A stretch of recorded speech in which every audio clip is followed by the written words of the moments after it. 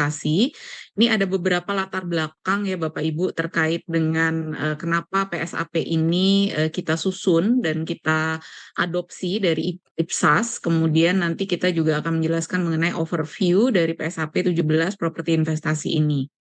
Jadi ceritanya adalah kita mendapatkan hasil pemeriksaan BPK terkait dengan efektivitas persiapan pemerintah pusat untuk mendukung penerapan standar akuntansi pemerintahan berbasis akrual. Ini sebenarnya sudah dari tahun 2014.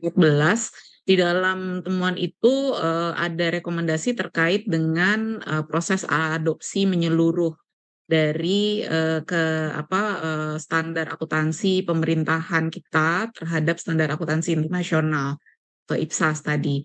Dan salah satunya adalah properti investasi yang merupakan salah satu dari PSAP yang memang diminta oleh BPK untuk dapat disegerakan penyelesaiannya. Kita mengacu kepada IPSAS dan ini adalah gambaran umum dari PSAP 17. Nanti kita akan lihat gambaran umum ini dalam paparan selanjutnya. Jadi intinya PSAP itu jenis aset yang lainnya. Kemudian nanti juga akan ada contoh-contoh di poin nomor 3, properti investasi itu apa, contohnya bagaimana, kemudian penentuannya seperti apa, dan pengakuannya seperti apa ya, itu di poin nomor 4. Kemudian di poin nomor 5 nanti kita akan bicara mengenai pengukuran.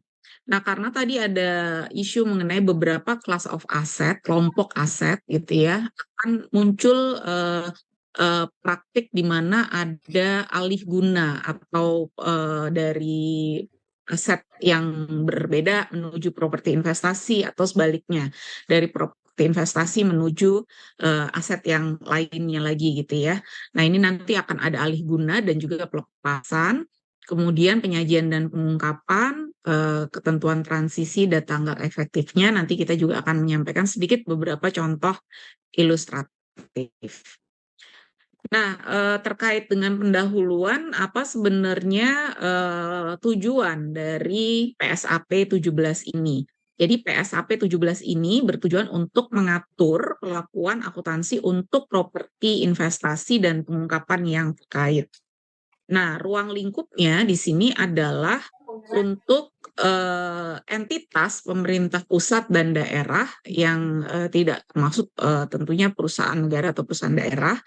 Dan pernyataan ini tidak berlaku untuk aset biologis, kemudian hak penambangan dan reservasi tambang seperti minyak, gas alam, dan sumber daya lainnya yang keduanya ini akan diatur di dalam PSAP yang tersendiri atau terpisah, tidak di sini aturannya gitu ya.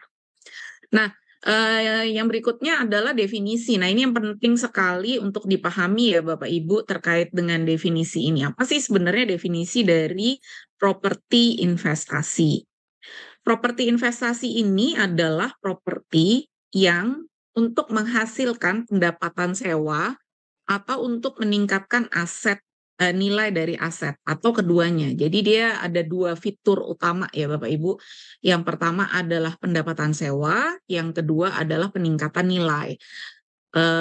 Biasanya kalau kita pegang properti ini bicaranya hanya properti ya Bapak Ibu, gedung, bangunan, rumah gitu ya. Itu kalau nggak disewain ya dia mungkin didiemin, tapi didiemin itu akan ada nilainya yang meningkat gitu ya. Nah, jadi ada pendapatan sewa atau untuk meningkatkan nilai atau keduanya ya. Di mana properti tersebut tidak digunakan untuk kegiatan pemerintahan, tidak juga dimanfaatkan oleh masyarakat umum dan tidak untuk produksi atau penyediaan barang atau jasa atau untuk tujuan administratif atau tidak untuk dijual atau diserahkan dalam rangka pelayanan kepada masyarakat. Artinya apa? Artinya memang properti ini nggak digunakan untuk kegiatan operasionalnya entitas pemerintah gitu ya. Jadi kalau kita punya properti kemudian tapi digunakan untuk tujuan administrasi, kemudian untuk kegiatan pemerintah, itu sebenarnya masuk ke kelompok aset tetap gitu ya. Atau justru dijual ya, dijual atau diserahkan kepada masyarakat, seharusnya masuknya ke kategori atau definisi persediaan gitu ya. Nah, jadi ini yang akan membedakan ya Bapak Ibu antara properti yang memang diklasifikasikan sebagai properti investasi dengan properti yang diklasifikasikan sebagai tadi bisa aset tetap, bisa pendapatan dan seterusnya. Persediaan dan seterusnya. Nah, properti yang digunakan sendiri, ini adalah properti yang dikuasai oleh pemilik atau penyewa melalui sewa pembiayaan untuk kegiatan pemerintah, dimanfaatkan oleh masyarakat umum atau dalam proses produksi atau penyediaan barang atau jasa, atau untuk tujuan administratif. Maka ketika propertinya ini digunakan sendiri, harusnya dia tidak masuk sebagai definisi properti investasi. Berarti dia ya masuknya sebagai aset tetap gitu ya. Kira-kira seperti itu. Nah, gambaran umumnya mungkin bisa dengan lebih sederhana Bapak Ibu lihat di dalam bagan ini ya. Apakah properti ini dijual dan atau diserahkan dalam rangka pelayanan pada masyarakat? Kalau iya, berarti ya statusnya dia sebagai persediaan gitu ya. Kalau tidak, maka kita perlu nanya lagi dimanfaatkan untuk masyarakat umum atau tujuan administratif enggak gitu ya. Kalau iya berarti ya dia aset tetap. Kalau dia tidak, baru dia masuk ke klasifikasi sebagai properti investasi. Nah, contoh-contoh dari properti investasi ini kalau tadi saya jelaskan definisinya, nah contohnya nih apa sih? Yang jelas adalah properti ya Bapak Ibu, properti di sini lingkupnya mungkin relatif lebih sempit dibandingkan misalkan aset tetap karena ini bentuknya harus berbentuk properti. Ini contohnya adalah tanah yang dikuasai dengan tujuan kenaikan nilai. Tanah yang dikuasai dan atau dimiliki namun belum ditentukan penggunaannya di masa depan. Jadi pemerintah daerah punya tanah nih, tanahnya nggak diapa-apain ya udah tidak disewakan gitu ya, tidak juga digunakan. Nah, tapi di sini kalau kita bicara tanah maka akan ada increasing dalam hal value tentunya. Nah, karena seperti itu, maka dia akan masuk sebagai klasifikasi properti investasi. Tapi kalau tanah kemudian dipakai gitu ya untuk kegiatan administrasi atau dipakai oleh pemerintah dalam kapasitasnya sebagai penyedia layanan pada masyarakat ya berarti itu bukan masuk sebagai properti investasi. Bangunan yang dikuasai dan atau dimiliki oleh entitas dan disewakan kepada pihak lain, bangunan yang belum terpakai dan untuk disewakan kepada pihak lain. Nah, jadi di sini kalau bangunan itu biasanya memang tidak increasing in value, tapi justru decreasing. Nah, tapi kalau misalkan bangunan ini disewakan, menghasilkan pendapatan sewa, atau kita punya intention untuk menyewakan atau peruntukan dari bangunan ini memang untuk disewakan kepada pihak lain secara permanen gitu ya, bukan secara kadang-kadang gitu ya Bapak Ibu, kadang-kadang disewain, kadang-kadang dipakai untuk kegiatan administrasi, disewainnya cuma Sabtu dan Minggu. Nah, itu sebenarnya tidak masuk sebagai kriteria properti investasi. Tapi kalau dia disewain terus, misalkan kita punya perkantoran gitu ya, kemudian itu disewakan kepada pihak lain, maka ini masuk sebagai kriteria properti investasi. Bangunan infrastruktur yang disewakan kepada pihak lain. Ini juga contoh dari properti investasi. Yang bukan properti investasi ini apa? Ini juga dijelaskan di dalam paragraf 9 di PSAP, yaitu properti yang diserahkan kepada masyarakat, misalkan pemerintah daerah bangun rumah susun gitu ya. Rumah susunnya ini diserahkan pada masyarakat atau yang poin 11 kanan nih Bapak Ibu, properti dalam rangka bantuan sosial yang menghasilkan pendapatan di bawah harga pasar. Jadi pemerintah itu menjual dengan harga yang lebih murah, jauh lebih murah dibandingkan dengan harga pasar. Berarti ada unsur subsidi kan ya Bapak Ibu di dalamnya. Nah, itu bukan masuk sebagai properti investasi, tetapi masuknya sebagai persediaan harusnya ya. Properti dalam proses pembangunan, kemudian properti yang digunakan dalam kegiatan operasional pemerintah atau masyarakat umum, properti yang dimiliki untuk tujuan strategis ini tidak termaksud sebagai properti investasi. Nah, jadi kalau tadi dilihat secara definisi, Bapak Ibu mungkin sudah bisa mendapatkan gambaran mengenai apa sih sebenarnya properti investasi ini? Eh, Kadangkala ada isu mengenai ketika kami menyusun PSAP 17 ini, ada isu mengenai ketika pemerintah baik pusat maupun daerah itu memiliki suatu properti, sebenarnya tujuan utamanya karena tupoksi dari pemerintah itu bukan untuk pendapatan sewa atau bukan untuk mendapatkan kenaikan nilai, gitu ya, tujuan utamanya. Tapi seringkali pemerintah ini punya aset yang memang dia kuasai dan apa namanya dikuasai dan dia memang memberikan pendapatan sewa tadi gitu ya, walaupun mungkin tujuan awalnya aset tersebut tidak ditujukan, akuisisi atas aset tersebut tidak ditujukan untuk mendapatkan pendapatan sewa. Nah, in case seperti itu, maka perlu dilihat apakah memang memenuhi definisi dari properti investasi tadi. Bisa jadi ada suatu aset yang awalnya tidak ditujukan untuk mendapatkan pendapatan sewa, tapi kemudian dimiliki untuk apa namanya pendayagunaan aset, kemudian disewakan. Nah, maka kan harus ada apa namanya reklasifikasi. Nanti kita akan bicara itu ya, alih guna gitu ya istilahnya. Nah, tapi di sini dalam beberapa praktek memang ada entitas pemerintah yang memiliki aset dan digunakan sebagai untuk mendapatkan pendapatan sewa dan atau ya kenaikan nilai. Jadi bisa kedua-duanya, bisa salah satu.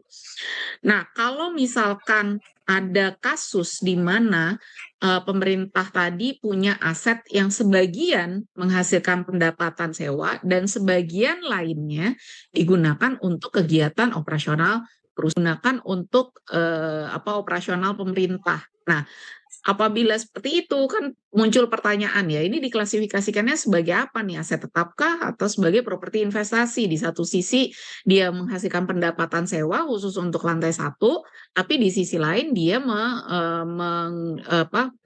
digunakan untuk kegiatan operasional pemerintah. Nah, kalau seperti itu, maka perlu dilihat kembali apakah masing-masing dari bagian set tersebut dapat dijual secara terpisah.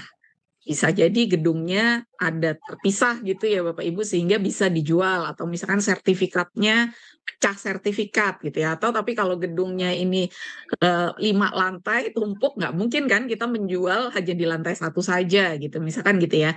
Atau mungkin aja gitu ya, kadang-kadang sekarang kayak bangunan itu bisa saja dijual per unit gitu ya. Nah, itu sangat tergantung pada kondisinya. Jadi pertanyaannya adalah apa dapat dijual secara terpisah dan apakah entitas mempertanggungjawabkannya secara terpisah. Kalau misalkan tidak dapat dijual secara terpisah, maka kita dapat mengklasifikasikan ya, maka aset tersebut dikatakan sebagai properti investasi hanya jika bagian tidak signifikan itu digunakan untuk kegiatan operasional pemerintah.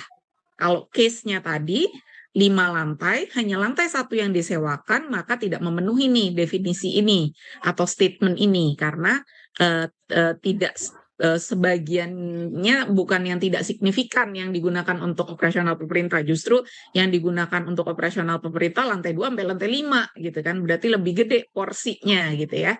Nah, berarti dia tidak bisa diklasifikasikan sebagai properti investasi. Tapi kalau misalkan tadi case-nya saya balik gitu ya, yang digunakan untuk operasional pemerintah tadi hanya misalkan satu ruangan atau satu unit, sementara sisanya disewakan gitu ya, maka dia akan masuk sebagai kategorinya adalah properti investasi. Jadi aset tersebut dikatakan sebagai properti investasi hanya jika bagian tidak signifikan yang digunakan sebagai kegiatan operasional pemerintah. Jadi pertanyaannya di sini adalah kalau misalkan dijual secara terpisah ini bisa, maka kita harus mencatat secara terpisah. Ya, kalau tadi misalkan lantai 1 dengan lantai 5 itu bisa kita jual secara terpisah dan kita dapat melakukan pertanggungjawaban secara terpisah, maka yang lantai 1 diakui sebagai properti investasi, lantai 2 sampai 5 diakui sebagai aset tetap gitu ya. Tapi kalau misalkan ternyata tidak bisa dijual secara terpisah, maka dia hanya diakui sebagai properti investasi jika bagian yang bukan properti investasi ini jumlahnya tidak signifikan. Kira-kira begitu ya Bapak Ibu. Nah, ada pertanyaan lagi terkait dengan kalau misalkan case-nya adalah di pemerintah pusat gitu ya, ada di kementerian gitu ya. Di Kementerian X gitu ya misalkan itu memiliki properti yang memenuhi definisi properti investasi. Kemudian disewakan, tapi disewakannya ini kepada Kementerian Y gitu ya, yang sama-sama kementerian. Nah, gimana nih di laporan konsolidasiannya di level pemerintah pusatnya? Maka di sini properti investasi tersebut, ketika membuat laporan keuangan Kementerian X itu bisa diakui sebagai properti investasi. Tapi di level konsolidasiannya itu harus dilihat berarti itu sebenarnya di level induknya gitu ya itu tidak memenuhi definisi properti investasi dalam laporan keuangan konsolidasiannya karena kepemilikan properti tersebut berada dalam satu kesatuan ekonomi. Jadi entitas yang memiliki properti investasi yang disewakan kepada dan digunakan oleh induk atau anak perusahaan lain ini bukan properti investasi dalam laporan keuangan konsolidasi. Namun dia tetap properti investasi dalam laporan keuangan individual entitas yang menyewakan. Gitu ya Bapak Ibu. Jadi misalkan tadi Kementerian X punya properti investasi, dia menyewakan properti tersebut tidak digunakan untuk kegiatan operasional, maka dia mengklasifikasikan bangunan tadi sebagai properti investasi. Dia sewakan kepada Kementerian Y. Ketika dikonsolidasikan itu bukan merupakan properti investasi gitu. Nah, ada lagi sebenarnya sebelum masuk ke sini kayak tadi contohnya adalah ketika suatu properti itu disewakan secara temporer ya Bapak Ibu. Kayak tadi misalkan atau Kementerian Keuangan gitu ya punya bangunan auditorium gitu ya. Kadang-kadang disewain nih untuk kegiatan pernikahan gitu ya. Atau kegiatan-kegiatan tertentu yang orang luar boleh menyewakan gitu ya, boleh menyewa. Nah, tapi sehari-harinya ya dipakai sebagai bagian dari bangunan dari Kementerian Keuangan untuk kegiatan operasional. Nah, kalau case-nya seperti itu, maka itu tidak memenuhi definisi properti investasi. Oke, nah bagaimana pengakuannya? Jadi sama sebenarnya seperti halnya pengakuan aset pada umumnya, hanya diakui jika dan hanya jika biaya perolehan ini dapat diukur dengan handal dan manfaat ekonomi mengalir ke entitas, gitu ya. Ini sih sebenarnya pengaturan atau prinsip pengakuan yang umum digunakan ketika mengakui aset, baik itu aset tetap, gitu ya, itu juga kurang lebih sama ya kriteria pengakuannya. Nah, kita lihat di sini ya Bapak Ibu, ini ada decision tree diagram gitu ya terkait dengan pengukuran. Pengukuran ini kan ada dua, pengukuran saat pengakuan awal dan pengukuran setelah perolehan awal. Nah, saat perolehan awal ini kita lihat nih transaksi dari perolehannya si properti investasi ini seperti apa gitu ya. Misalkan dia diperoleh dari proses di luar dari pembelian gitu. Jadi misalkan hibah gitu ya contohnya ya Bapak Ibu. Jadi kan kalau hibah ini berarti tidak ada transaksi pertukarannya ya, nggak ada pertukarannya. Nah, maka ketika tidak terjadi suatu transaksi pertukaran, maka nilai dari properti investasi itu adalah sebesar nilai wajar pada tanggal perolehan. Pak, nilai wajar pada tanggal perolehan. Tapi kalau misalkan ada pertukarannya, maka nilainya adalah sebesar biaya perolehan. Biaya perolehan nih berapa nih atau gimana kita menentukannya? Nah, tergantung dari pertukarannya itu sendiri, metodenya seperti apa. Kalau misalkan pertukarannya melalui proses pembelian, maka biaya perolehannya itu adalah harga beli ditambah dengan pengeluaran-pengeluaran yang dapat diatribusikan secara langsung. Kayak misalkan biaya notaris gitu ya, biaya proses hukumnya, kemudian ada survei mungkin gitu ya terkait dengan direct cost dari perolehan properti tersebut. Kemudian kalau properti investasinya ini dibangun sendiri. Kalau dibangun sendiri maka biaya perolehan meliputi biaya yang dikeluarkan untuk membangun. Propertinya yang dikuasai dengan cara sewa ya, maka di sini jumlah mana yang lebih rendah antara nilai wajar dan nilai kini atau present value dari pembayaran sewa minimum. Properti yang diperoleh dari entitas akuntansi lain dalam satu entitas pelaporan dinilai menggunakan nilai buku. Jadi kayak tadi kasusnya dua kementerian X dan Y gitu ya. Ceritanya misalkan si X ini mendapatkan properti investasinya dari Y gitu ya. Dijual nih, Y menjual propertinya kepada X. Kemudian properti tersebut disewakan gitu ya. Nah, berapa nih nilainya? Nah, karena sama-sama di dalam satu entitas akuntansi ya, di dalam suatu entitas yang sama, entitas akuntansi yang sama gitu ya, maka ini menggunakan nilai buku gitu ya. Jadi properti yang diperoleh dari entitas akuntansi lain, entitas akuntansi lain dalam satu entitas pelaporan gitu ya Bapak Ibu, agak panjang kalimatnya. Entitas akuntansi lain dalam satu entitas pelaporan ini akan menggunakan nilai buku. Karena kayak masuk kantong kanan, keluar kantong kanan, masuk kantong kiri, ibaratnya gitu ya. Nah, pengukuran setelah perolehan awal nih gimana? Nah, ini yang agak sedikit beda dengan IPSAS, Bapak Ibu. Kalau di IPSAS itu ada cost model sama fair value model untuk properti investasi. Nah, kalau di sini karena PSAP belum menganut sepenuhnya ya dari konsep fair value model. Ini nanti kita lihat secara perolehan pengukuran setelah perolehan awal itu pada prinsipnya ini menggunakan cost model ya. Menggunakan cost model yaitu sebesar nilai perolehan dikurangi dengan akumulasi penyusutan. Nah, gimana dengan revaluasi? Nah, ini juga waktu aset tetap kan ini sebenarnya juga jadi isu juga ya. Kurang lebih perlakuan akuntansinya sebenarnya sama ya Bapak Ibu dengan aset tetap.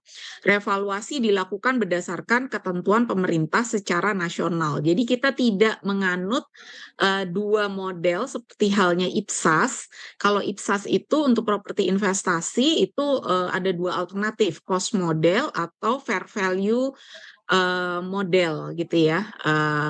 Kalau di PSAP itu hanya cost model, tapi revaluasi diperbolehkan.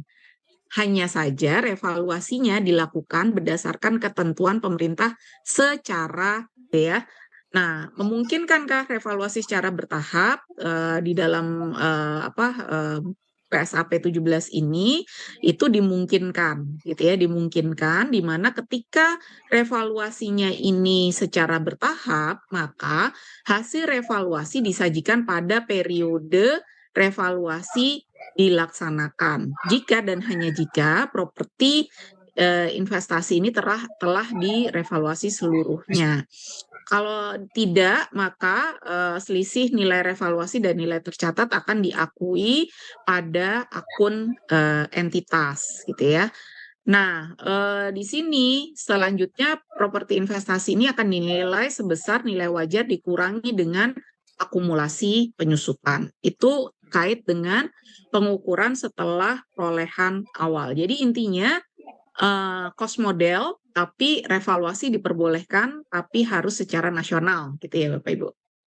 Nah, yang berikutnya adalah tadi ada isu juga terkait dengan pindah kelas nih ya, antara class of asset dari properti investasi menuju ke aset lainnya gitu ya, bisa aset tetap, bisa persediaan gitu ya, atau justru sebaliknya dari persediaan dan aset tetap menuju ke properti investasi. Nah, ada konteks di mana tadinya ini adalah properti investasi yang kemudian disewakan, kemudian kita kembangkan untuk dijual, gitu ya, dijual.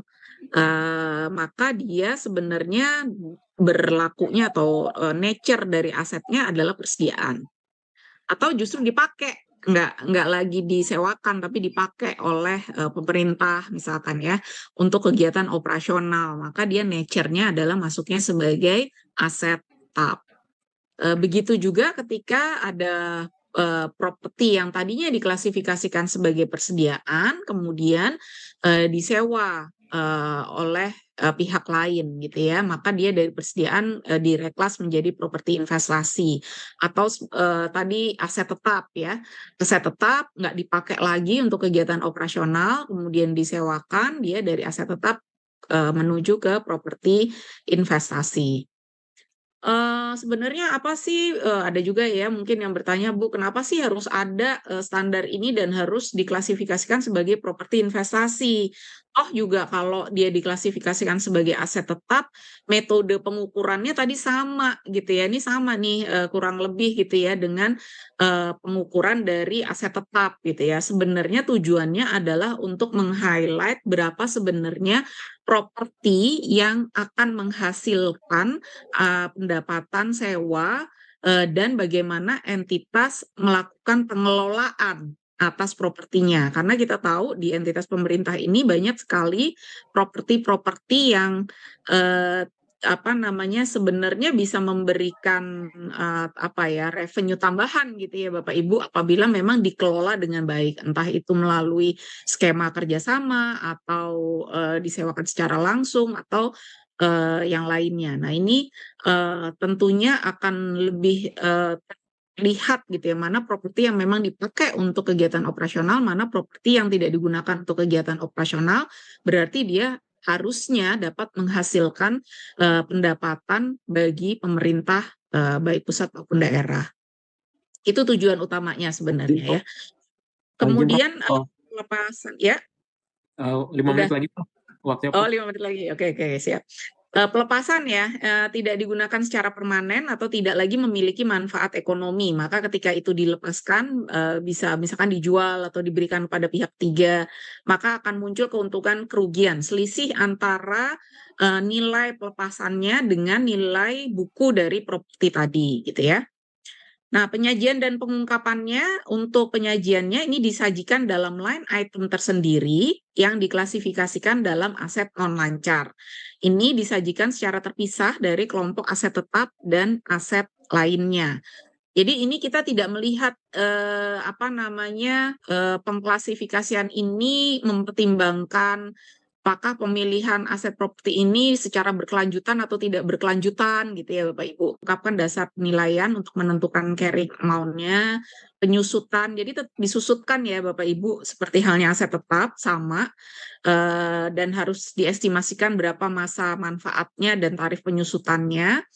Kemudian, rekonsiliasi jumlah tercatat pada awal dan akhir periode, kalau terjadi revaluasi maka itu juga harus diungkapkan. Nah, revaluasi biasanya ada proses penilaian yang dilakukan gitu ya. Nah, itu juga, harus diungkapkan hasil dari revaluasi tersebut. Apabila pengklasifikasian ini sulit dilakukan, maka kita harus mengungkapkan juga kriteria yang digunakan untuk membedakan properti investasi dengan properti yang digunakan sendiri atau yang untuk dijual tadi. Asumsi-asumsi, kemudian kalau misalkan entitas menggunakan penilai independen untuk tujuan revaluasi tadi, maka itu pun harus diungkapkan bagaimana kualifikasi profesional dan pengalamannya. Jumlah yang diakui dalam surplus defisit, tadi kalau ada pengalihan dan sebagainya muncul surplus defisit, kewajiban kontraktual terkait dengan properti investasi, dan kalau misalkan properti investasi ini disewa oleh entitas pemerintah lain. Itu tadi terkait dengan pengungkapan, transisi dan tanggal efektif tadi sebenarnya sudah disinggung ya oleh, Bli Putu ya, mulai tahun anggaran 2022. Ini beberapa contoh, ilustrasi yang nanti saya yakin Bapak Ibu bisa lihat sendiri, tapi sebenarnya, eee kalau kita bicara aset gitu ya, mungkin relatively sudah, familiar ya dengan, pengklasifikasian itu. Yang seringkali membingungkan adalah menentukan. Sisi yang lain sangat fundamental ya, terkait properti investasi. Kalau boleh saya catat ada dua dua hal penting yang tadi yang mungkin sedikit yang berulang kali disebutkan oleh Prof. Ratna, yaitu pertama mengenai bahwa ini adalah class of assets seperti itu ya, class of assets, dan juga prinsip signifikansi, bahwa perlu ditekankan mengenai prinsip signifikansi, dan juga terakhir tadi sempat diulang juga oleh Prof. Ratna mengenai yang menjadi tantangan memang adalah bagaimana menentukan aset itu sebagai properti investasi. Mohon izin Prof, mungkin kita bisa masuk ke sesi tanya jawab ya Prof ya. Sesi tanya jawab. Izin, ada beberapa pertanyaan yang sudah masuk di Slido, tapi mungkin ada 2 pertanyaan yang bisa, kalau boleh, menjadi highlight dari beberapa pertanyaan yang lain juga, karena relatif terkait beberapa pertanyaan tersebut. Yang pertama adalah pertanyaan dari BKAD Kaltara, Bapak Linggo atau Ibu Linggo. Perkenan jika Bapak atau Ibu Linggo hadir, mungkin bisa bertanya atau menyampaikan secara langsung pertanyaannya. Ya, terima kasih Pak. Assalamualaikum warahmatullahi wabarakatuh. Oh, silakan Pak, silakan. Mohon izin Bu Ratna untuk pertanyaan saya ini terkait penentuan suatu aset itu properti investasi atau bukan, khususnya untuk properti yang tergabung atau sulit untuk dipisahkan gitu kan Bu. Nah tadi di PSAP itu ada diksi signifikan atau tidak untuk penentuan properti itu investasi atau bukan. Nah, yang ingin saya perjelas di sini, bagaimana kita interpretasikan signifikan tersebut? Apakah ada ketentuan atau standar yang bisa kami pakai, Bu?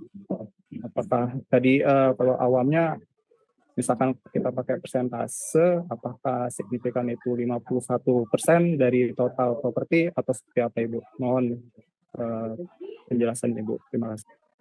Ya. Saya jawab langsung atau gimana? Saya satu lagi mungkin Prof ya. Nanti kita kumpulkan. Kebetulan ada satu pertanyaan lagi dari Bapak Nyoto ya. Bapak Sunyoto dari BPKD Lumajang. BPKD Lumajang. Bapak Sunyoto, apakah hadir? Mungkin bisa. Oh, baik, silakan Bapak jika ingin menyampaikan langsung pertanyaan. Ini sebenarnya terkait juga dengan pertanyaan yang lain, mungkin bisa diwakili dari Bapak Sunyoto. Silakan Bapak.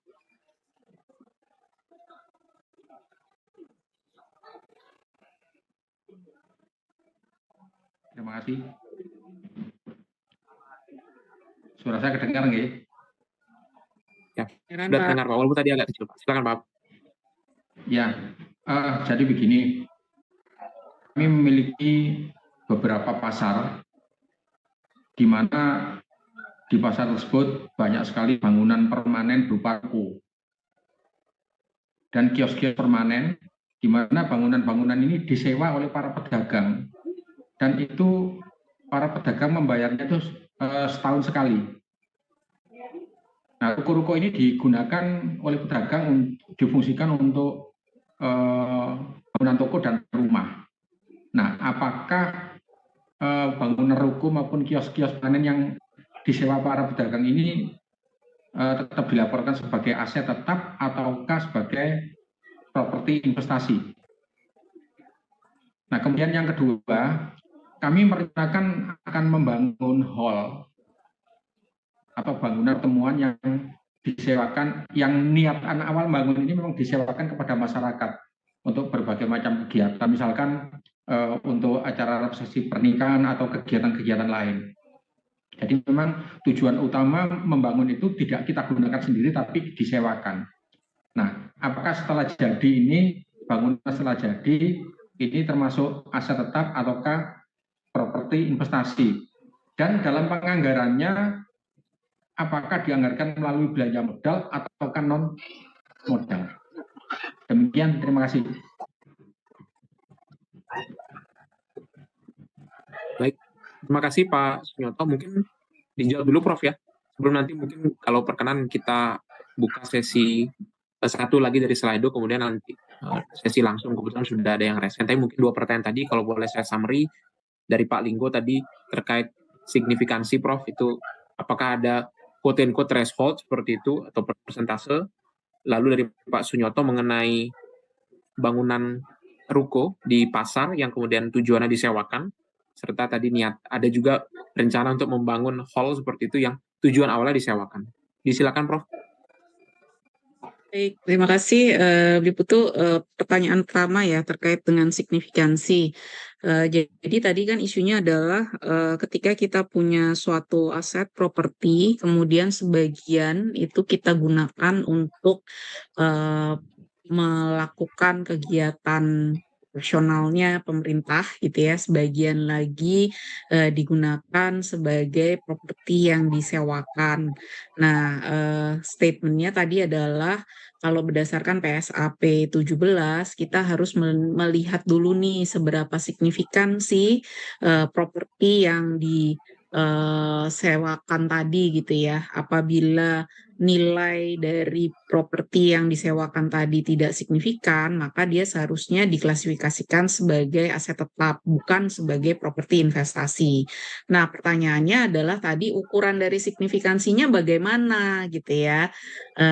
Gimana kita bisa mengatakan dia signifikan atau enggak. Kalau misalkan 50-50 gimana nih gitu. Contohnya ya yang ekstrim, atau 49-50 kita udah bisa bilang 49 itu signifikan atau enggak. Nah, memang standar akuntansi ini karena menganut prinsip principle base ya, tidak mengatur ya Bapak Ibu threshold terkait dengan signifikansi, menjadi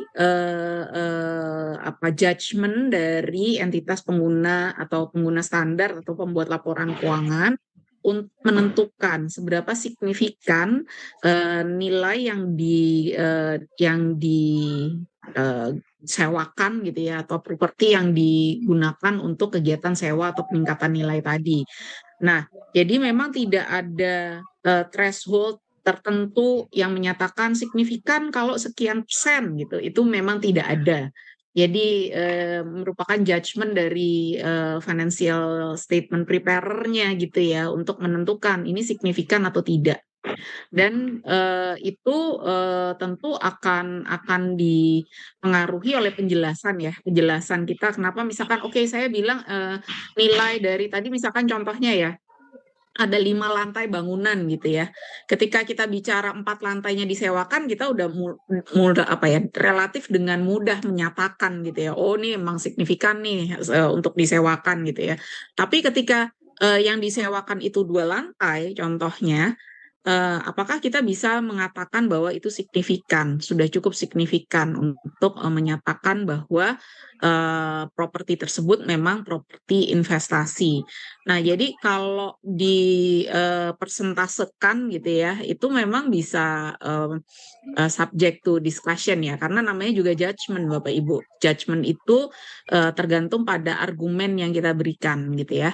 Jadi di sini properti ini hanya bisa disebut sebagai properti investasi hanya jika bagian yang bukan properti investasi ini jumlahnya tidak signifikan gitu ya. Nah, memang tidak ada threshold-nya berapa signifikansi tadi. Jadi harus dikembalikan kepada pertimbangan dari entitas gitu ya. Misalkan pertimbangan lainnya adalah pendapatan sewa yang kita terima itu suatu yang relatively gede nggak sih buat pemerintah tersebut gitu, pemerintah daerah. Kemudian juga apakah asetnya ini adalah aset yang relatively misalkan aset yang cukup signifikan buat entitas gitu ya, atau bisa juga terkait dengan bagaimana kendalinya gitu ya. Bisa jadi saya menggunakan nih 3 lantai, tapi untuk yang 2 lantai ini kita harus atau tidak ada jadi semuanya harus melalui si 2 lantai ini misalkan gitu ya. Nah, itu hal-hal kayak gitu perlu menjadi pertimbangan ya. Artinya ada faktor-faktor lain selain misalkan jumlah lantainya atau luasannya. Itu juga harus melihat faktor-faktor lain di dalam menentukan signifikansinya. Jadi memang balik dari Pak Sunyoto di Lumajang. Sunyoto ya, Pak Sunyoto di Lumajang. Mungkin bertanya dulu ya Pak Sunyoto ya, ini pasar ini miliknya pemerintah daerah. Pasar ini punyanya siapa Pak? Punyanya BUMD atau punyanya pemerintah daerah? Pasar ini milik Pemda. Dikelola punyanya oleh Pemda. Milik Pemda. milik Pemda, tapi jadi bukan milik PD Pasar Jaya gitu bukan ya? Atau contohnya lah, Tidak, kayak gitu. tidak dikelola oleh Langsung. Tidak dikelola oleh BUMD gitu ya, jadi langsung dikelola oleh Pemda ya, gitu ya Pak? Oke. Nah, bangunan rukonya ini juga bangunan rukonya Pemda. ya. Oke, bangunan ruko dengan pasarnya ini bisa ibaratnya bisa ditransaksikan atau dijual secara terpisah nggak Pak? Kalau Bapak mau jual Untuk rukonya aja bangunannya gitu. tidak, karena kita kan nggak mungkin menjual pasar itu beberapa tempat saja, karena di bagian depan pasar ini ada ruko-rukonya. Ya, maksudnya kan kalau misalkan terpisah, apakah misalkan sertifikatnya bisa dipisah sehingga kemudian dijual gitu ya? Terpisah dari si pasarnya ini sendiri gitu. Kalau dijualnya bisa, cuman kami kan tidak ada niatan untuk menjual itu karena itu bagian dari bangunan pasar, ruko-ruko tadi. Artinya sebenarnya bisa, tapi memang tidak ada niatan untuk menjual itu gitu ya. Kemudian pengelolaannya ini memang terpisah dari pasar atau pengelolaannya menjadi satu? Dikelola oleh Dinas Koperasi Perindustrian dan Perdagangan. Oke, oleh Dinkop ya. Nah, ketika rukonya ini memang menghasilkan pendapatan sewa untuk Pemda, dan pendapatan sewanya ini pendapatan sewa pada harga pasar ya Pak? Bukan pendapatan sewa yang jauh di bawah pasar. Jadi misalkan kalau nyewain ruko di sana misalkan contoh aja 5 juta sebulan, kita ngasihnya cuma 500.000 nih sebulan karena mensubsidi gitu gampangnya gitu. Nggak gitu ya Pak ya? Enggak, ini kita sewakan. Maksudnya disewakannya juga harganya harga market price aja gitu ya Pak? Ya, karena ada beberapa ruko itu malah sama penyewanya itu disewakan lagi, disewakan ke lain lagi. Ya, di luar dari itu, tapi harga sewanya itu harga sewa yang wajar lah, gampangnya gitu ya Pak? Ya. Nah, kalau kayak gitu memang dia memenuhi kriteria sebagai properti investasi. Kalau menurut pendapat saya ya Pak. Artinya, kenapa saya tadi nanya apakah harga sewanya itu di bawah dari market price atau enggak gitu ya? Karena ketika harga yang diberikan itu sebenarnya di bawah dari market price, itu berarti sebenarnya ada intention untuk memberikan pelayanan kepada masyarakat gitu ya. Nah, itu tidak masuk kriteria properti investasi nih. Properti investasi itu ibaratnya ya kita menyewakan bangunan atau properti itu ya untuk kepentingan dalam tanda petik kepentingan bisnis gitu, dalam tanda petik ya. Artinya kita mendapatkan pendapatan sewa dan memang intentionally untuk mendapatkan pendapatan sewa gitu. Tapi kalau misalkan oh ya saya menyewakan tapi harganya jauh di bawah harga pasar deh, berarti kan sebenarnya ada intention lainnya ya untuk memberikan subsidi kepada masyarakat gitu ya. Nah, berarti sebenarnya kalau dari beberapa pertanyaan sederhana tadi sih bisa diklasifikasikan sebagai properti investasi. Nah, yang tadi terkait dengan hall ini juga harus dilihat secara hati-hati, Pak. Apakah disewakannya itu tadi Bapak juga sempat untuk misalkan kalau ada kawinan atau ada acara gitu ya. Nah, tapi di luar dari adanya kawinan atau acara itu hall itu dipakai untuk apa gitu ya, jangan-jangan misalkan dipakai untuk gelanggang olahraga remaja untuk berolahraga atau misalkan untuk kegiatan masyarakat yang tidak harus berbayar dan sebagainya ya, jadi untuk kegiatan komunal lah ibaratnya. Nah, kalau seperti itu sih berarti kan ada tujuan pemerintah untuk memberikan pelayanan kepada masyarakat gitu. Jadi tidak untuk komersil saja gitu dalam tanda petik ya Pak ya. Tadi saya selalu menggunakan istilah pakai tanda petik karena biasanya kan kalau pemerintah kan nggak mungkin bisnis gitu ya. Memang betul tupoksinya pemerintah tidak untuk bisnis, tapi ada kalanya ada aset yang kemudian bisa menghasilkan revenue gitu kan, intinya gitu. Nah, jadi kalau tadi hall tadi harus dilihat Pak, apakah memang disewakannya itu secara reguler atau kadang-kadang aja seringan dipakai untuk kegiatan operasional Pemda gitu ya, atau kegiatan masyarakat. Kalau seringan dipakai untuk kegiatan masyarakat sih harusnya enggak ya Pak. Bukan masuk sebagai kriteria properti investasi. Sama kayak Depq nih punya gedung auditorium Dana Pala misalnya, Dana Pala ya, Beli Putu ya, yang di Departemen Keuangan tuh kan, itu kadang-kadang disewain gitu kan Pak untuk kegiatan kawinan, kadang-kadang gitu ya. Tapi mostly kan itu digunakan untuk pemerintah beroperasi lah gampangannya gitu. Nah, kalau seperti itu berarti dia tidak masuk sebagai kategori properti investasi. Gitu sih Pak, kira-kira. Terima kasih. Baik, terima kasih Prof. Mudah-mudahan Terima menjawab ya Pak kasih semuanya. Pak.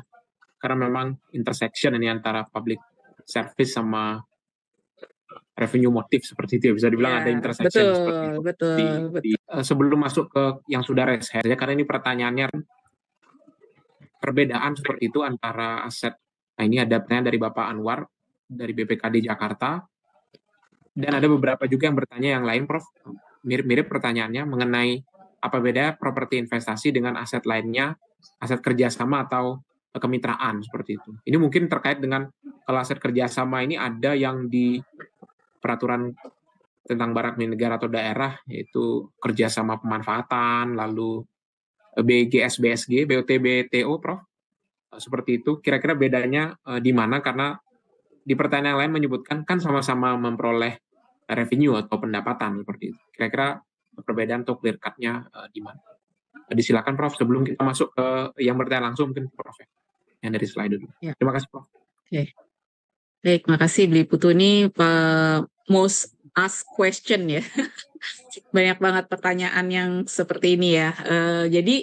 Jadi gini ya Bapak Ibu, mungkin saya cerita dulu ya. Kalau di IPSAS itu kan memang set itu klasifikasinya kan relatif jelas untuk peruntukannya.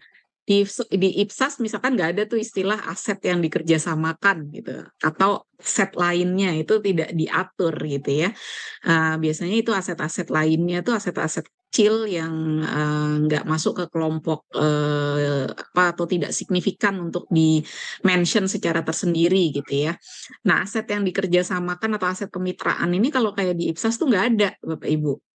Nah, kerjasama itu sebenarnya adalah transaksinya, tapi klasifikasi dari asetnya memang adalah aset apakah properti investasi atau aset tetap atau aset persediaan gitu ya. Nah, itu dulu ya mungkin yang dari IPSAS-nya.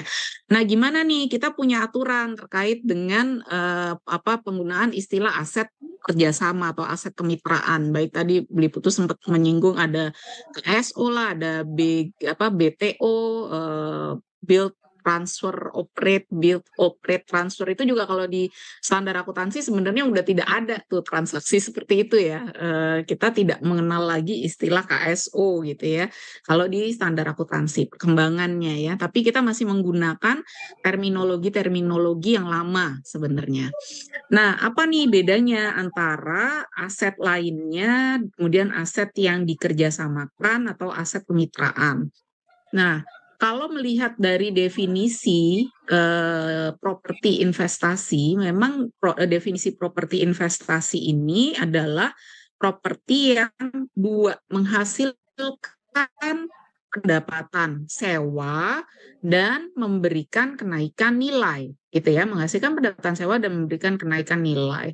Menghasilkan pendapat, kalau kenaikan nilai itu biasanya ya nggak usah diapa-apain, dia nilainya naik gitu ya, misalkan kayak tanah gitu ya, itu relatifly tidak jadi diskusi panjang lebar. Nah, yang pertama ini menghasilkan pendapatan sewa. Pendapatan sewa ini bisa melalui kerjasama, bisa melalui ya udah sewa aja gitu ya. Nah, ini gimana nih kita membedakannya? Biasanya kalau kita bicara mengenai aset kerjasama atau kemitraan, skema perolehan revenue-nya tuh bisa macam-macam ya Bapak Ibu. bisa melalui skema bagi hasil, bisa melalui skema penjaminan, pokoknya macam-macam ya. Skema kerjasamanya bisa macam-macam. Nah, kalau yang namanya properti investasi ini sebenarnya adalah kayak tadi contohnya Pak, siapa tadi punya bangunan ruko gitu ya, kemudian dia sewain nih gitu ya, dia mendapatkan pendapatan sewa. Dia tidak bekerja sama secara mendalam gitu ya dengan si pihak ketiga ini gitu ya, terserah itu bangunan mau disewain lagi kah, mau dipakai kah, mau diapain, yang penting saya dapat pendapatan sewa setiap bulan sekian juta rupiah gitu ya untuk ruko unit A gitu misalkan gitu. Nah, kita tidak berurusan dengan dia mau berbisnis apa, dia mau bagaimana menggunakan aset tersebut. Itu yang namanya pendapatan sewa. Jadi saya menyewakan, misalkan saya menyewakan rumah gitu ya. Oleh si penghuninya mau rumah itu dipakai sama anaknya, dipakai sama siapa, ya terserah gitu ya. Pokoknya dalam perjanjian itu bahwa dia kewajiban untuk menjaga aset tersebut. Nanti ketika dikembalikan ke kita habis masa sewanya harus dalam kondisi yang begini gitu ya.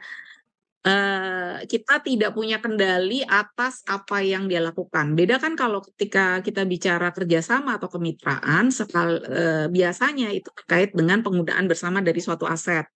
Gitu ya, penggunaan bersama dari suatu aset, kita punya mitra, kita pakai asetnya gitu ya, atau mitra tersebut menggunakan aset kita sebagai pemerintah, kemudian pemerintah mengatur nih, membuat aturan-aturan gitu ya, aturan-aturan bahwa kerjasama itu harus begini, kewajibannya si mitra tuh harus begitu, terkait dengan penggunaan aset ini juga dilimitasi dan sebagainya, mungkin tarifnya juga ditentukan dan sebagainya. Nah, itu sudah bukan lagi kerjasama sewa-menyewa seperti biasa, tapi sudah masuk ke kerjasama kemitraan. Terus dari pendapatannya tadi sifatnya bagi hasil atau ada royalty fee misalkan atau fee lainnya gitu ya. Nah, itu berarti sudah bukan lagi sewa tuh. Nah, gitu mungkin seperti itu ya membedakannya ya Bapak Ibu. Jadi properti investasi ini relatif lebih terbatas ya, kita tidak ada kendali dari kita sebagai penyewa ya, atau yang menyewakan ini untuk nih yang nyewa ini harus menggunakan aset saya harus gimana nih gitu ya. Saya harus dapat bagi hasil nih misalkan, nggak seperti itu. Tapi ya udah saya punya properti, saya sewain, serah dia menggunainnya pakai seperti apa, tapi ketika selesai masa sewanya, saya harus memastikan bahwa kondisi asetnya begini. Terserah during the time-nya dia mau sewain ke orang lain, dia mau ada klausulnya misalkan ya boleh menyewakan kepada pihak ketiga gitu ya misalkan, ya itu terserah dia, atau dia mau makainya seperti apa itu terserah dia gitu. Itu sih mungkin Putu sifat dasar dari transaksi kerjasama dengan transaksi sewa ya yang membedakan. Baik, Prof. Terima kasih, Prof. Mudah-mudahan menjawab Bapak Anwar dan beberapa penanya yang lainnya. Dan tentu saja mungkin kalau boleh merekomendasikan ada flowchart seperti itu ya, ataupun decision tree yang secara prinsipnya Prof ya di standar itu di standar bisa digunakan kriteria-kriteria yang tadi Prof Ratna sampaikan. Apakah suatu aset memenuhi kriteria sebagai properti investasi. Mohon izin Prof, mungkin bisa masuk ke yang bertanya langsung. Sudah ada 3 orang ini, yang ada 3 peserta yang sudah raise hand seperti itu. Ada Pak Anto dari Pemprov Riau, lalu ada Ibu Karuna Titi dari Jepara, dan Ibu Putih Mayangsari. Mohon izin agar mungkin step forward seperti itu ya, Bapak Ibu sekalian dalam penyampaian pertanyaannya. Silakan Pak Anto yang pertama. Ya, baik. Assalamualaikum warahmatullahi wabarakatuh. Terima kasih atas kesempatan yang diberikan.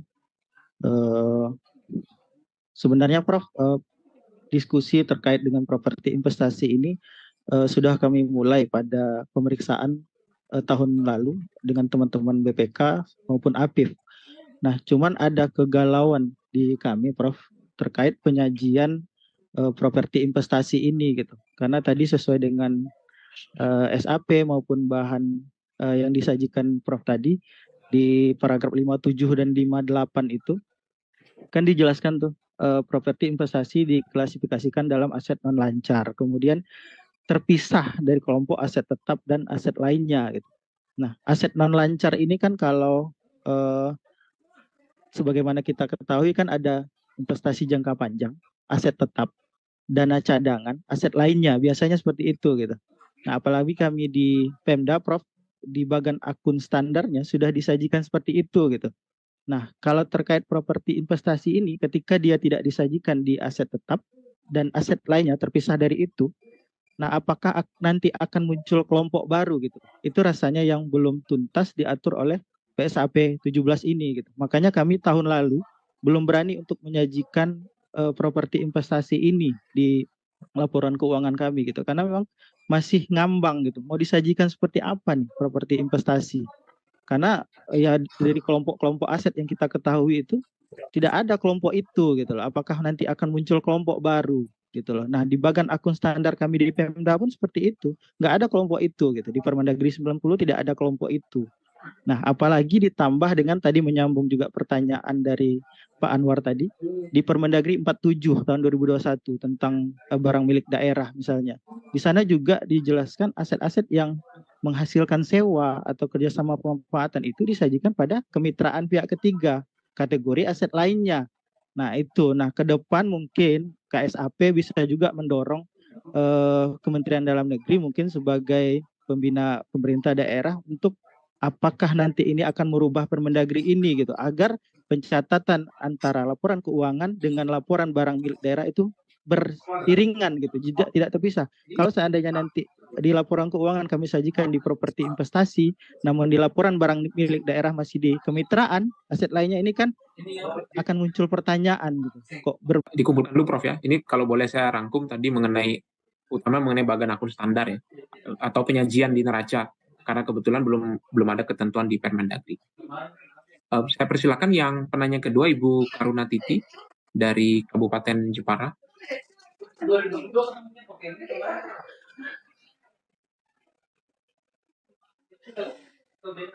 Masih di mute, Ibu. Terima kasih. Untuk tahun kemarin kami sebenarnya sudah kena temuan BPK untuk memasukkan properti investasi, tapi kami belum. Tahun ini kami menyusun Perbu Kebijakan Akuntansi yang memasukkan properti investasi. Hanya saja memang bagian akunnya belum diatur. Nah, kami akan susah mencatatnya bagaimana gitu. Tapi ini udah mulai kita menyusun Perbu Kebijakan Akuntansi yang mengatur memasukkan poin properti investasi. Itu yang pertama tentang bagian akun standarnya. Yang kedua, memang sama yang disampaikan dengan Pak Anto bahwa BMD yang aturan yang dikeluarkan oleh Kemendagri kan harusnya disinkronkan dengan yang dikeluarkan oleh Kemenkyu. Karena nanti kalau di audit BPK pun daftar aset tetap itu kan harus sama dengan yang ada di neraca. Ini kan akan menjadi problem. Ini kami yang di teman-teman yang di barang, yang pengelolaan barang, ini nanti kami nyatetnya seperti apa gitu kan. Kelompoknya jadi apa? Karena selama ini barang milik daerah itu kan sama dengan aset tetap kayak gitu. Terus yang ketiga, memang pemanfaatan yang diatur dalam pengelolaan barang milik daerah itu ada salah satunya adalah sewa. Sedangkan kami di Jepara itu banyak yang memang kerjasama ya, namanya kerjasama pemanfaatan itu kalau di peraturan pengelolaan barang milik daerah. Tapi itu sebenarnya hanya menghasilkan sewa. Apakah nanti kita bisa kita tarik dari aset lain-lain menjadi properti investasi? Mungkin itu dulu. Terima kasih. Baik, terima kasih Ibu Karuna Titi. Kalau boleh saya summary pertanyaan yang pertama sama seperti Pak Anto tadi, karena belum ada Permendagri, walaupun sudah ada kebijakan akuntansi mengenai bagaimana penyajian properti investasi di neraca. Lalu yang kedua mengenai nama kerjasamanya bukan sewa, Prof, tapi substansinya sewa, lebih kurang seperti itu, Bu ya. Ya. Substansinya sewa, tapi substansi dalam konteks artinya kontennya itu sebenarnya tentang sewa, tapi namanya berbeda, baik KSP ataupun yang lain, atau BSG BGS. Baik, terima kasih Bu Karuna Titi atas pertanyaannya. Lalu yang ketiga dari Ibu Putih Mayang Sari. Mungkin kalau bisa open video Bu, dan nanti perkenalkan diri terlebih dahulu dari mana. Silakan Ibu.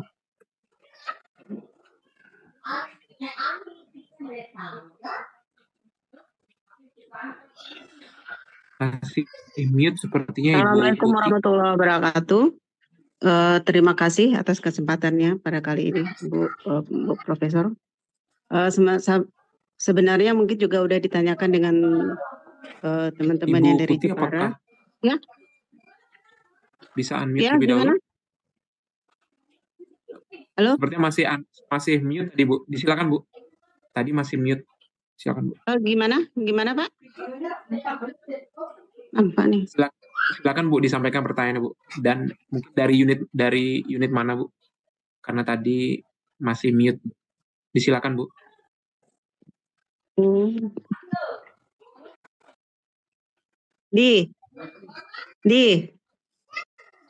Sudah Bu, Halo. bisa didengar Ya. kok.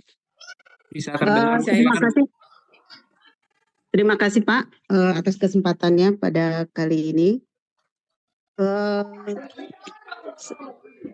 Yang mau kami tanyakan, ini kebetulan Kota Sungai Penuh ini merupakan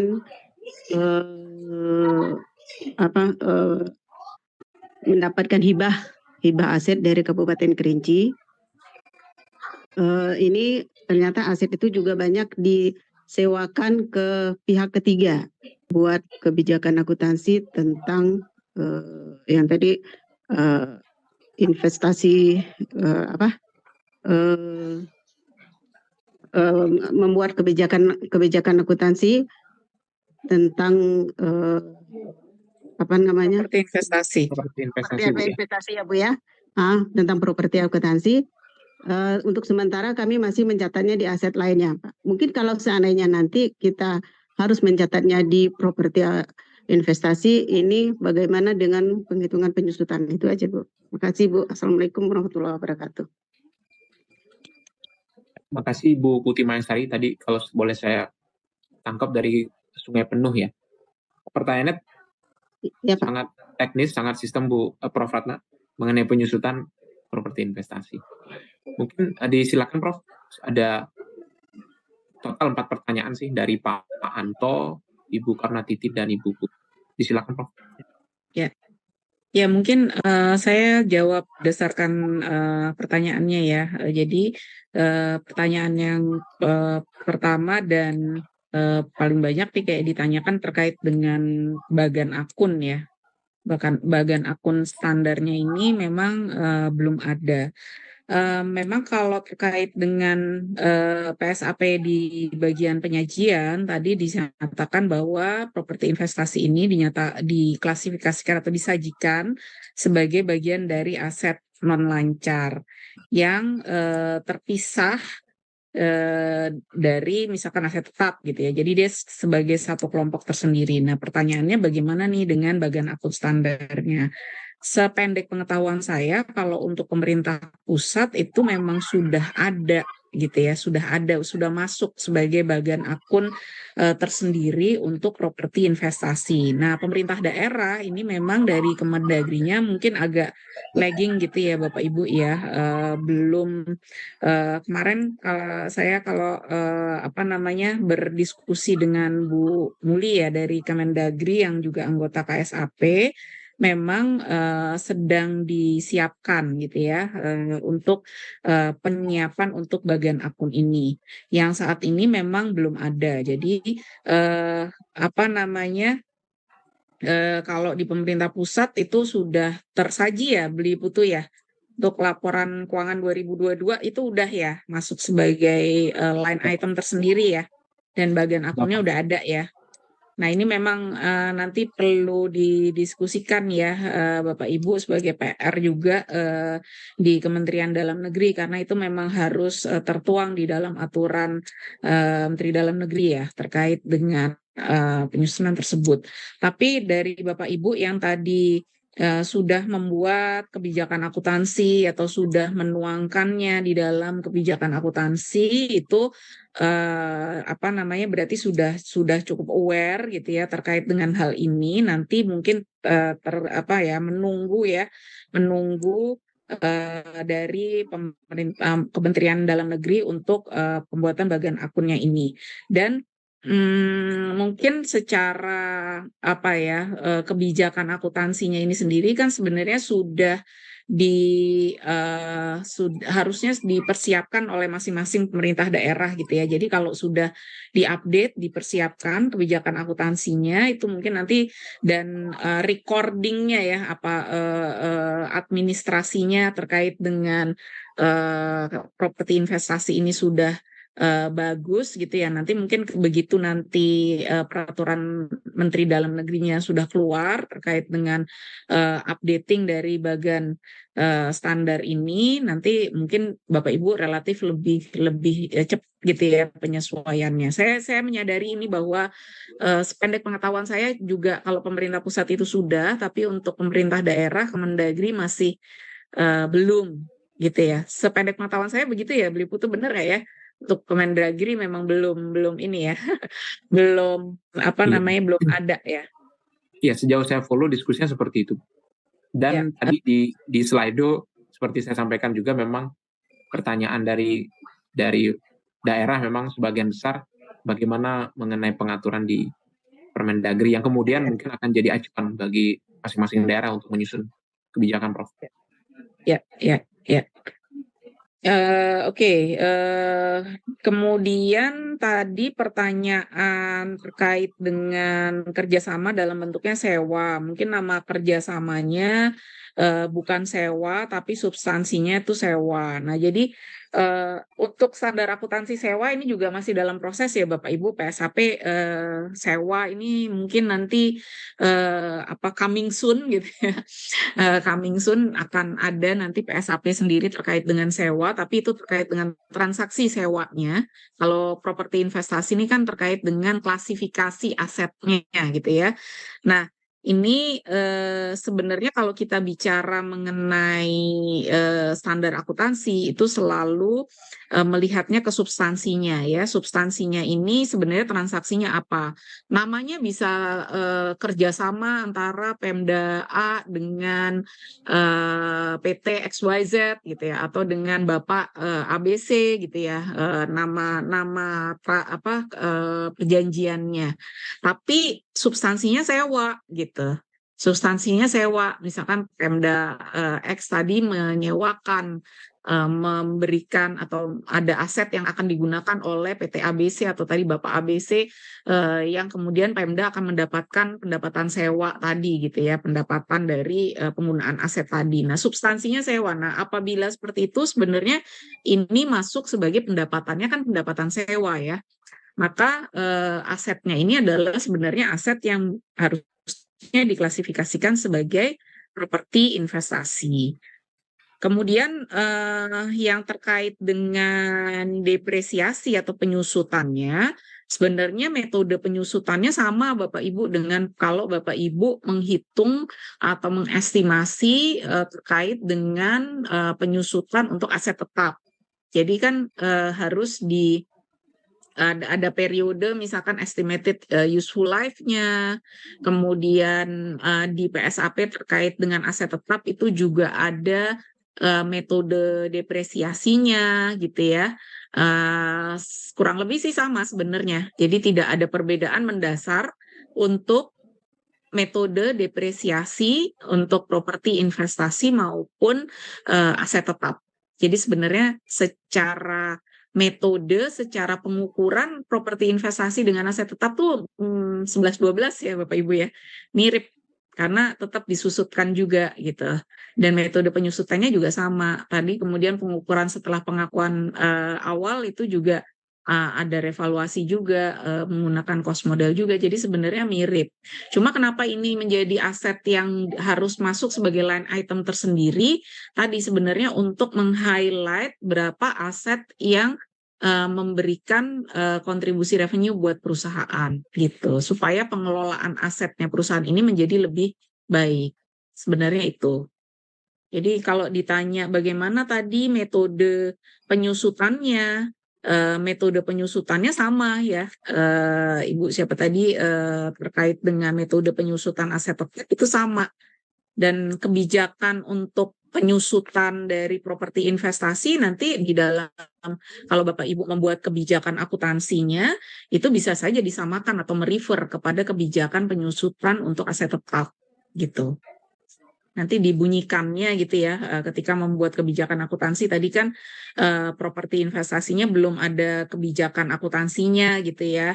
Nah ini nanti memang harus disiapkan oleh entitas masing-masing untuk kebijakan akuntansi ini. Nah nanti di dalam kebijakan akuntansi Bapak Ibu juga harus membunyikan tuh bagaimana penyusutan untuk properti investasi atau merefer pada poin penyusutan untuk aset tetap gitu, bisa seperti itu. Karena sebenarnya sama itu deh. Itu Beli Putu. Baik Prof, terima kasih Prof atas jawabannya. Kalau boleh sedikit di summary tadi, yang utama adalah tentu menunggu kebijakan seperti dari Kemendagri mengenai bagan akun standarnya, serta tadi juga menunggu juga ada yang PSAP sewa ya Prof ya, draft PSAP sewa. Mungkin Bapak Ibu yang hadir di sini juga sempat ikut hearing dari PSAP sewa, serta penyusutan seperti itu di standar juga sudah disebutkan ya Prof ya, mengenai metode penyusutannya seperti apa dan tidak ada perbedaan dengan aset tetap. Mungkin Prof mohon izin satu pertanyaan lagi mungkin akan saya bacakan dari Slido karena memang ini pertanyaannya cukup banyak yang bertanya mengenai ini. Dari Bolang Mongondo Utara, Ibu Mirna, mengenai jika revaluasi tidak diperkenankan atau mungkin tidak diperkenankan ya, bukan tidak diperkenankan tapi mengikuti kebijakan nasional seperti itu, bahasa di standar. Apakah demikian juga dengan kapitalisasi? Ini terkait subsequent expenditure sepertinya Prof, pengeluaran setelah perolehan seperti itu. Jika iya, misalkan dalam satu bangunan sebagian disewakan, direnovasi secara keseluruhan, perlakuan untuk kapitalisasi atas asetnya seperti apa? Apakah ditambahkan ke nilai aset atau seperti apa, Prof? Disilakan, Prof. Oke. Langsung dijawab, Beli Putu. Langsung, Prof. Hanya satu pertanyaan ini. Ya, kapitalisasi ya. Tadi revaluasi bukan tidak diperkenankan ya. Tadi sudah klarifikasi oleh Beli Putu. Bukannya tidak diperkenankan, diperbolehkan, tapi memang mengikuti kebijakan nasional. Nah, kapitalisasi ini apa sih? Kapitalisasi kalau kita bicara mengenai aset itu adalah kan pengeluaran yang bisa memberikan dampak terhadap masa manfaat dari aset tadi gitu ya. Secara penjelasan bebasnya mungkin begitu ya. Jadi misalkan kayak sebagian disewakan itu apakah diklasifikasikan seluruhnya ke properti investasi atau diklasifikasikan seluruhnya ke aset tetap gitu ya, tergantung pada sebagiannya ini gitu ya. Kalau sebagian kecil yang disewakan ya berarti dia klasifikasi sebagai aset tetap, atau sebagian yang dipakai itu justru sebagian kecil, lainnya disewakan, maka dia diklasifikasikan sebagai properti investasi.